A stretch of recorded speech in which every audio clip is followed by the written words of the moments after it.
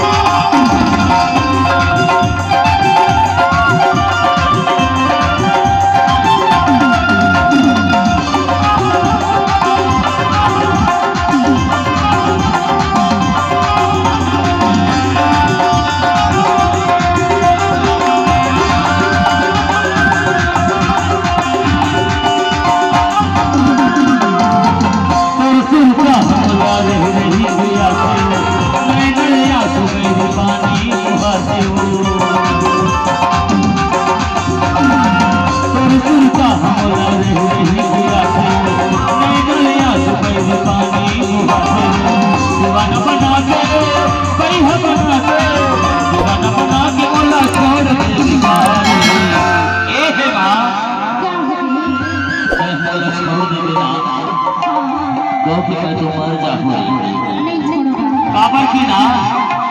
मैं हर तोर संग में जिए उकारी के सपना देखी हो तो एक भी तो देखो किसी कहरा मडोगल मोर दे बीमारी किसी कहरा मडोगल मोर दे बीमारी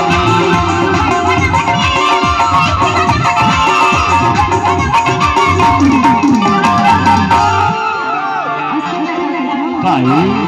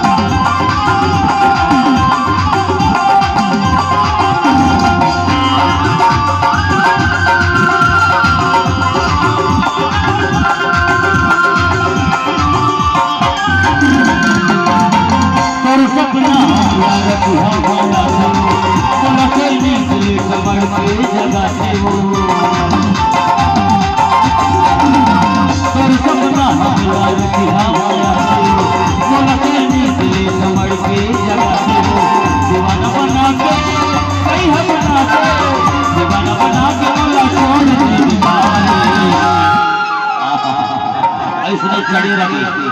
रात भर चढ़ी रही मोला कुछ असर होने वाला नहीं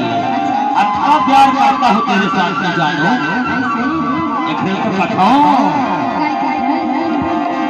दीवाना बना के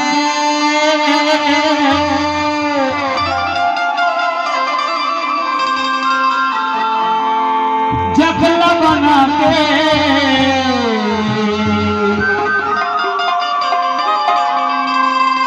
दीवाना बना के मोला छोड़ दे बीमारी तुझे कहरा मडोगल मोर दे बीमारी तुझे कहरा मडोगल मोर दे बीमारी